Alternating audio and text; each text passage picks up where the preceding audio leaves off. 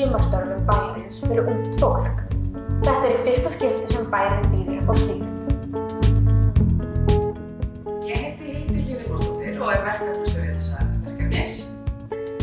Við erum búin að vera hérna í skapandi sumarstarfi í Reykjanesbæ með það fyrir okkur að lífga upp á bæjarlífið.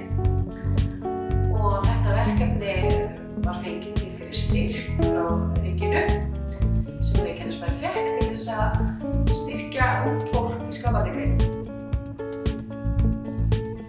Hópurinn fékk aðstöðu í SPK-húsinu.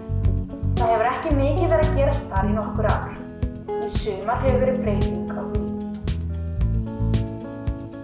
Í hópnum eru 15 hæfileikaríkir einstaklingar. Hver og einn hefur eitthvað fram að færa.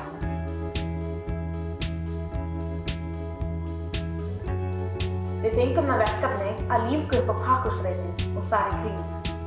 Það svæði hefur verið autt í langan tíma. Það var því ýmislegt hægt að gera.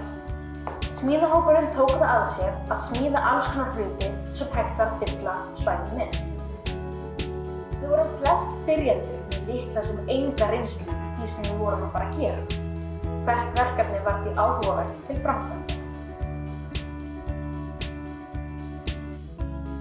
Ásamt því að mála og smíða ákvað hópurinn að gleðja fólk með söng og tónlist víða bæ. Hópurinn fékk ýmisleg verkefni í hendurnar, þar á meðal verkefni fyrir bókasafn Reykjanesbæjar.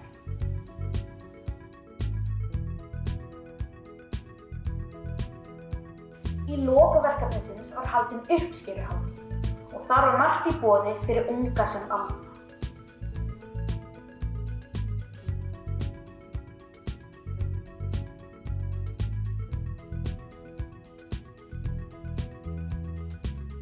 Þegar talað hughrif átt við þegar eitthvað hrífur sálina í umhverfinu.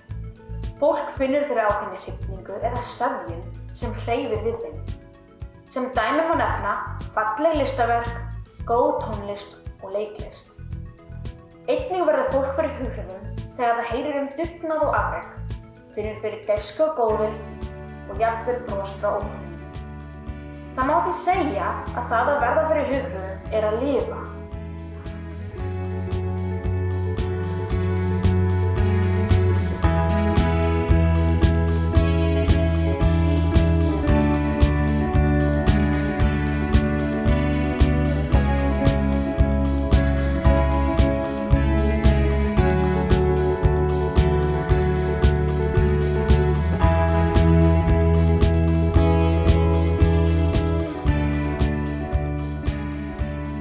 Vonandi hafa mörg af verkunum sem til sýnis víða Reykjanesbæ vakið gleði hjá fólki.